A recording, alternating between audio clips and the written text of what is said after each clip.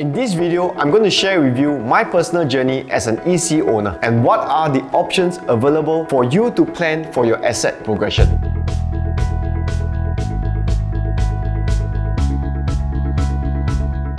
Hi, I'm Jimmy Bay, founder of First Home Advisors and also an executive condo owner like you. Are you at a crossroad, considering to sell your place to cash out or buy another property? Do you know the valuation of your current home? To make it easier for you, I will create mini episodes so you can skip and watch what you need. 1.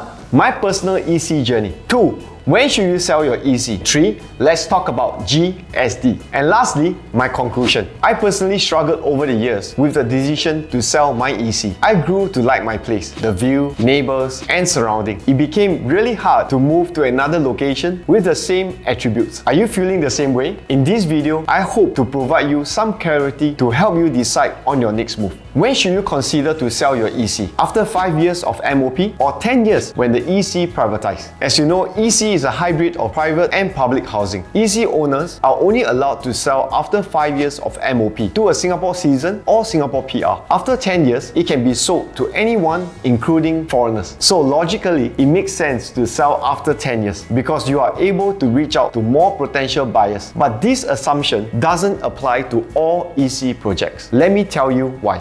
EC built before the year 2003 experienced a surge in pricing after 10 years mark. Example is the Woodsville EC. It experienced a first surge in pricing after MOP in the year 2005 and a second surge when it was fully privatized in 2010. However, the government introduced a series of cooling measures to cool down the Singapore property market, one of which is to increase the additional buyer stamp duty for foreigners who purchase a property in Singapore. In the year 2011, the ABSD for foreigners buying into a property in Singapore was at 10%, and 2013 it increased to 15%. 5 years later in 2018, it was 20%, and most recently, as of 16 December 2021, the additional buyer stamp duty for foreigners has been revised to 30%. This introduction of ABSD has deterred many foreigners from buying a property in Singapore, making Singapore properties less speculative as an investment asset and limit the investment returns for investors. Now, as ECs are located in the heartland, most foreigners are not prepared to buy it at a premium and also run into the risk of price stagnation. Therefore, ECs that turned fully privatized after the year 2011 will not experience a second surge in pricing moving forward. For instance, La Casa EC, there's a price surge when the project hit 5 years MOP, when it was semi-privatized in the year 2013. But the price hit a stagnation from 2013 to 2018, even after the project reached the 10 years mark, and the foreigner ownership at La Casa is only at 0.3%, proving the point that foreigners are not keen